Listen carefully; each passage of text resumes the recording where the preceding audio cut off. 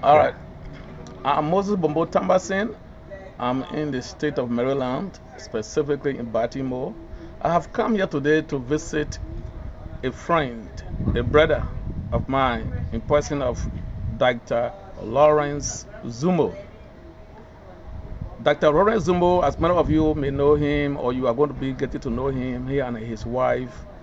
Dr. Zumo is an educated Liberian. He's a doctor or Liberian, and he is in America. He's doing wonderfully well. But they have an inspiring story.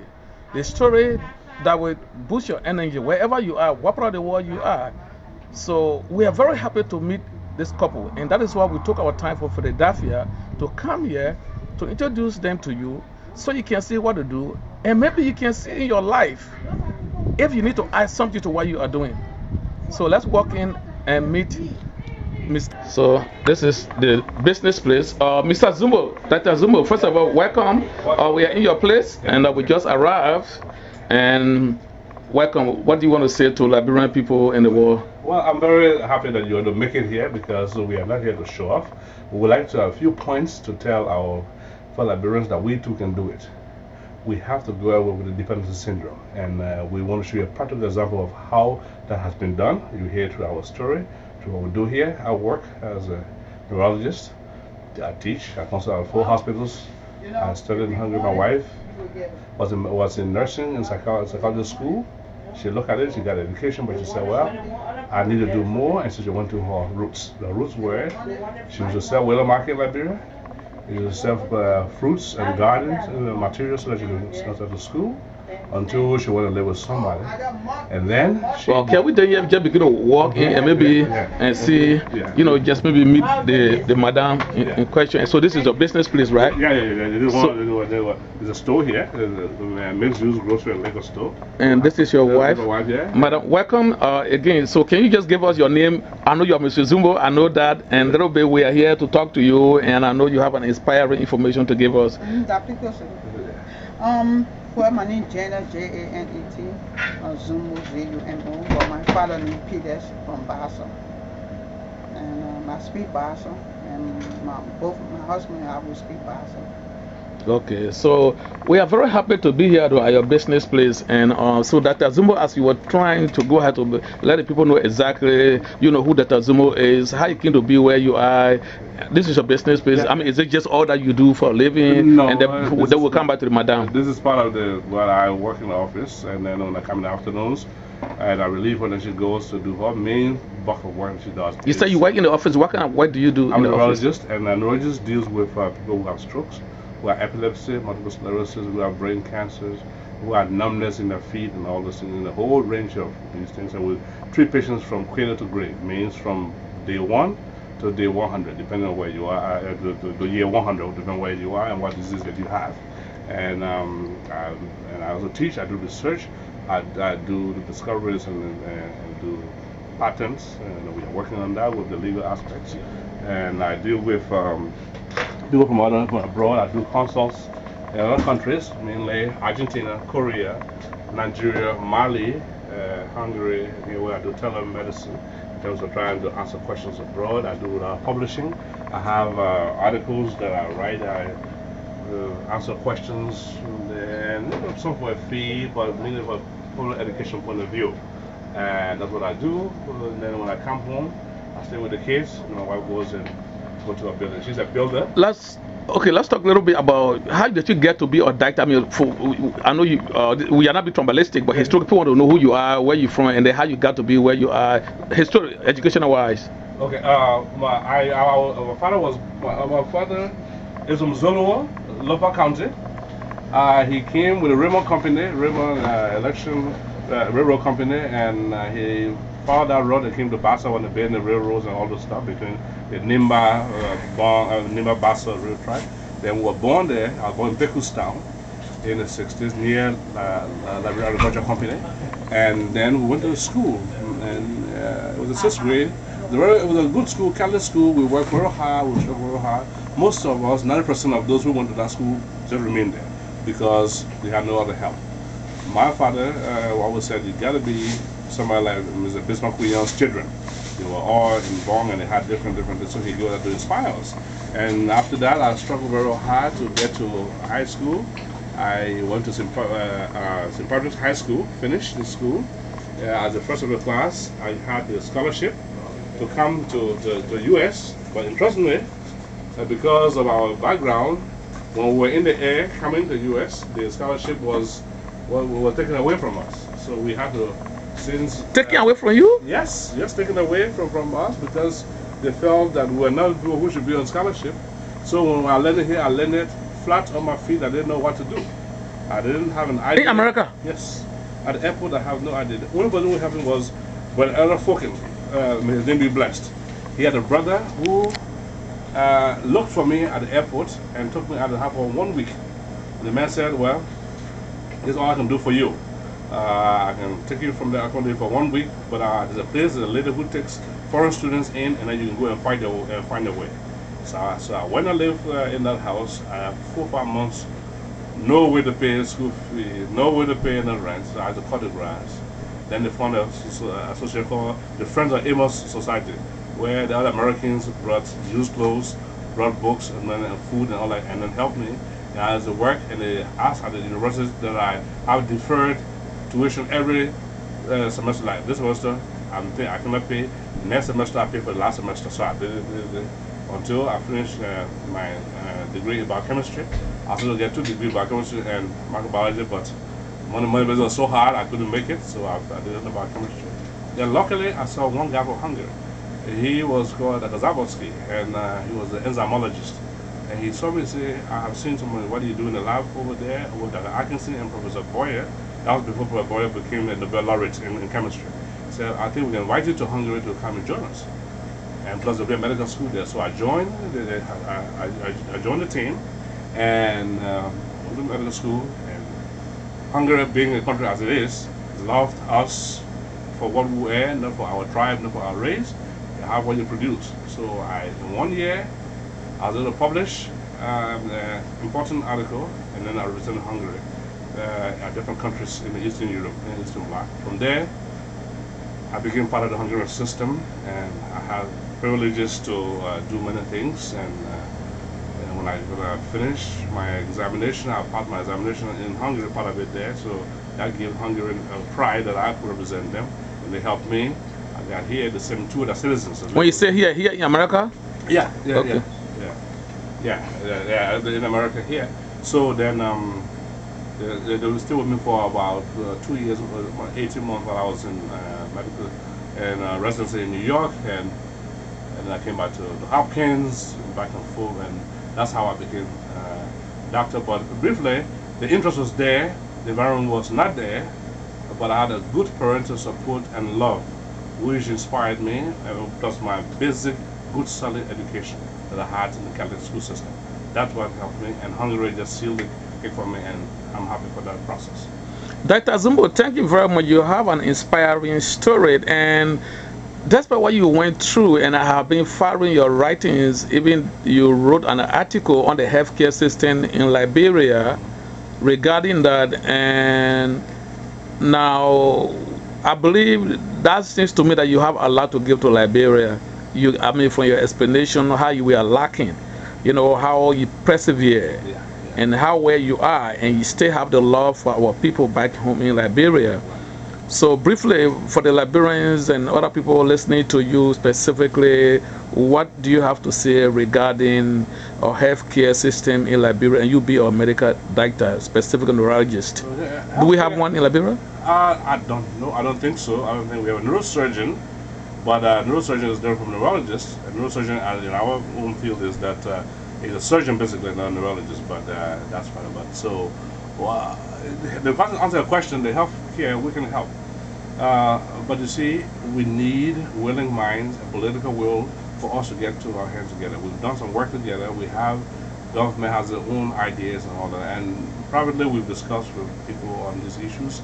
And there's still inertia, and there's some inherent fear of what we learn that they want to overtake what they are doing. But we can help Liberia, and we've done so in different ways. But as time goes on, you will see these things fall out as the government become more receptive to our ideas. Thank you very much, Doug. So, regarding your involvement regarding healthcare in Liberia for now, where do you stand? We're doing some practical aspects, trying to build some clinics up in between Bong in the Sun town, Bong, Nimba, and Bass. You said we. Well, there's a group I belong to, the Grandmother Association in Foundation in the Americas. We try to do that. We have a 10-bedroom there. And I'm part of Lahidi, mainly that's what I do. We advocate for Liberia on different issues. And we've been successful in the malaria initiative and several other initiatives. Now with the advocate group trying to garner some energy so we can get some streamlined aspects of our own process to translate to Liberia, because clearly what we can do is that we can have one knowledge transfer, technology transfer. We can provide both, but it has to be on mutual basis, and not one person gets paid, nobody gets paid, and is a picture to do that. No, we have to agree to the terms of this transfer, this knowledge from the citizens of Liberia, wherever they are, and we are part of that group. And if the government values the genius of the citizens, wherever they are, then they can more reasonably come to the table so that we can bring what we have on the table and then we decide. But if they don't want to do so, then well, I guess we have to wait until they are ready. Dr. Zumbo, for those who are watching us on video now in Liberia, Switzerland, Geneva, Sweden, Canada, and wondering, say, but isn't this a medical doctor? Why are you in the shop? So, I mean, just for them, what you want to tell them? Because because I believe you must do and use every skill that God gave you. As a little boy, I used to sell in the shop in Lac when I was in elementary school. La Grandbassa. Grandbassa country, yeah. Then while I was there, I used to sell in the shop too. So this just is going back to my roots, so I can say. Yeah. This is not the means of what I do, but it's part of what I do, and this makes me feel happy. And to use my knowledge, because knowledge is not enough. You need transfer that knowledge, technology, and practical ability. We need to be practical, and we have to succeed. If you have a genius and you cannot feed your wife and children, you are of no use. And so the practical aspect is why we are here doing this. We have to be thankful because you are a medical doctor, and here you are having a shop, you and your wife. I'm going to be speaking to her in a minute. Yeah. But this is shop we are in now. We are showing to you that he is a doctor neurologist, so to speak. And despite that, he take out his necktie when he comes from behind his desk and come and dirty his hands, and so what appeal then does that? Will you have for other Liberians who are doctors and you be so humble, so simple? I mean, roll in the sleeves. Money is money. Go and do it. Be practical. Put all your knowledge and all your hands and all your energy to work, because sitting behind the desk will not cut it. You will not be able to feed yourself. You'll be dependent if you don't use all what you have. And this is the practical aspect of the economics that we always talk about. Selling peanuts. Selling, buying, and selling. This is the mainstay of any economic system. We need to get that knowledge, to get that energy, and get that practical ability so that if we are to succeed and be independent, truly economically independent, not dependent. Although we believe that we are independent, we are not. Yeah, and just to buttress what you are saying, I guess that goes with the notion in Liberia, even though, like I always tell people, that education is not bad, but also we have to learn our culture, our value. Our people make farm, they were able to live to support you and I, and it's not bad that we go to school, but in addition to our education, our culture, our values, how people make farm and make grumpy farm and make corn farm and sell it, it's also good that we go back to those things. There is nothing wrong you being a PhD holder, you can still go back on the farm and make your farm and eat our country food, you know. Good about it. It is healthy, natural food, natural, less chemical. You grow it, you eat it right there. You will see our farmer will have here 2 sites, and you will see. Okay, so we're going to take out to a farm. Yeah. You'll okay, so roughly you are here. This is just one of your business places, and what else do you have? You have another business place? Yeah. We have the farm. Then we have houses that my wife she'll tell you more about. That. Okay, okay. Yeah, but we're on the farm. We have watermelon that we just planted. The planting just began. Cold, so this now since last week we started planting, We have watermelon. We have. Is it fair if I call you farmer then doctor? That'd be good too. Dr. Farmer. That's Dr. Farmer. Yeah. All right, let me speak to the madam. Yeah. Yeah, let me speak to the madam. I'll be coming by to you, you know.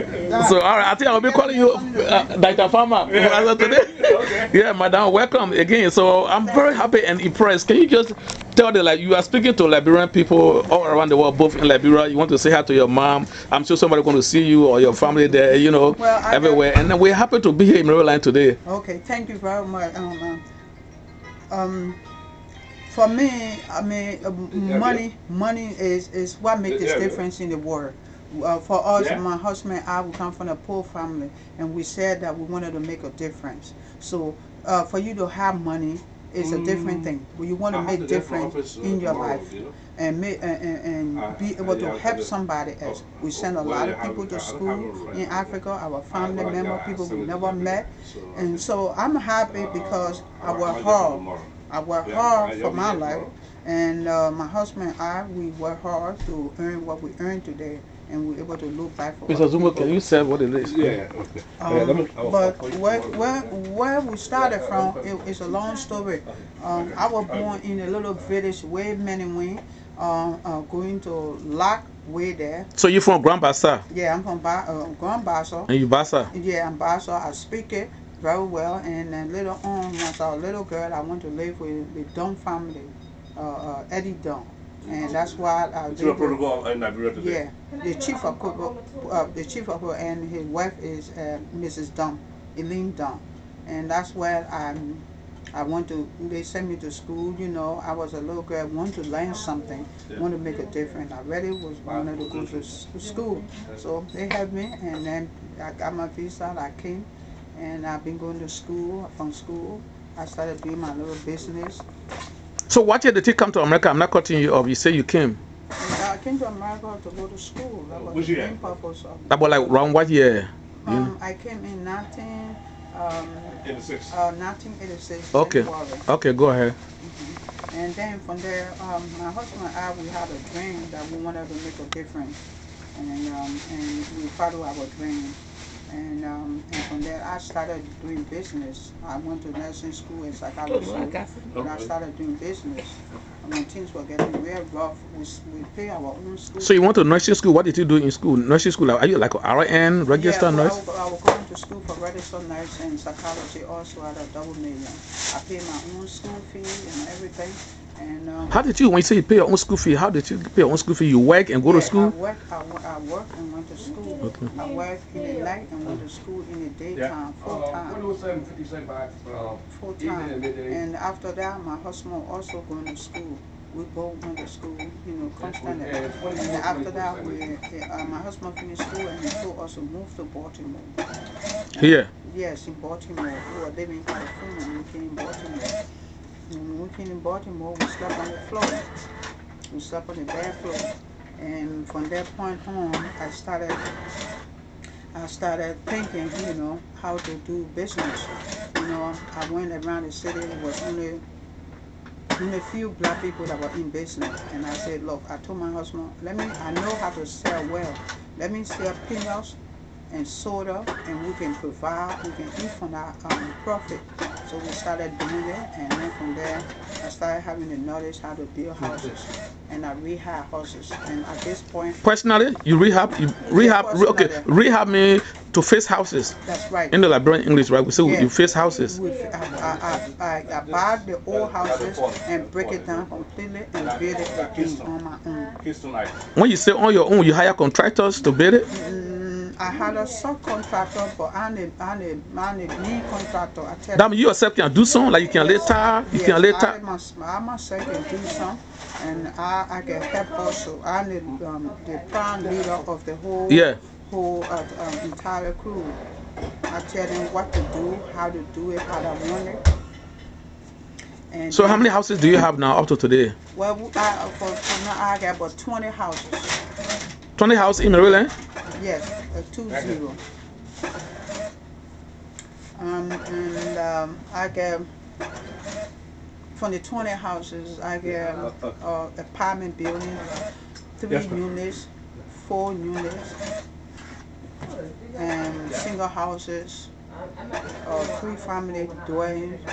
I don't know how they understand it in Liberia. Yeah, okay. So, all right. So now, so you are both marketing. You decide to start your business here. You told your husband, say, I'll do business from the real money we get from there. Even though you are a nurse, you know, in this sociology, I know sociology. Yeah, psychology. Yeah, psychology, yeah, but you decide to get by on your business because you say, if I heard you right, you learn how to do business in Liberia when you were coming up as a kid. Yeah, when I was coming as a kid, I sell widow market, and I remember City Hall when I go sell my widow market, they come declare I was little widow market, and they take it to City Hall, and they used to just say, oh, nobody must sell in the front of the street anymore. But I kept on that, and I came to America, and I always had in mind, even though I was going to school, my husband was going to be a doctor, I was going to be a nurse, but I always had in mind to do my own business. And Now, your foundation, you had a foundation in Liberia.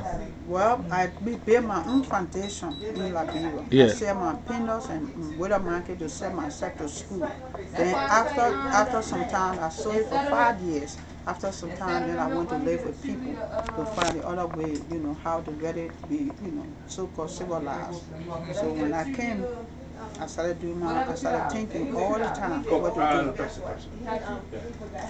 And then from now on, I started doing my own business. I haven't worked for anybody for the past 15, 16 years. People So this place part of one of your buildings? Yes. This for you. This building is for you. Yes, it's all paid off. The whole building and the land is all mine. And how long have you been in this place doing business here? 17 years. For 17 years now. 7 days a week, 365 days. You are open? Yes. No day off? No day off. Okay. And then from there, I go work. I got my crews. I got my electrician, plumbing, name it all. Everybody you know in the business. And I got all that. I myself. The thing is, I want to tell people that if you know something, if you know better, you will do better. And you cannot be a doctor and you say you're going to cut tree down if you don't know it. You have to stick to what you know. My husband and I, we're in a different field. He's a doctor, I'm a builder. I build houses on my own self. You do it because you love it. You do it because you don't be jumping around. Stick with one thing. But if you do it, you can do other things. You do it and you do it well. Even if you have to clean the street, do it and do it well if you have to clean the street.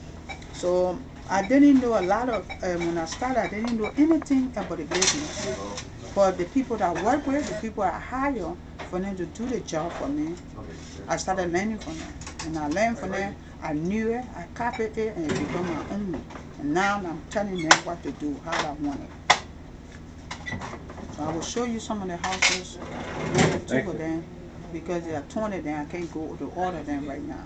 But I will show you, and you can see, you know, I'm sorry that you didn't see the rundown and the rehab. Yes, yeah, I know, yeah. You know, but I will show you the total rehab that I did on my own.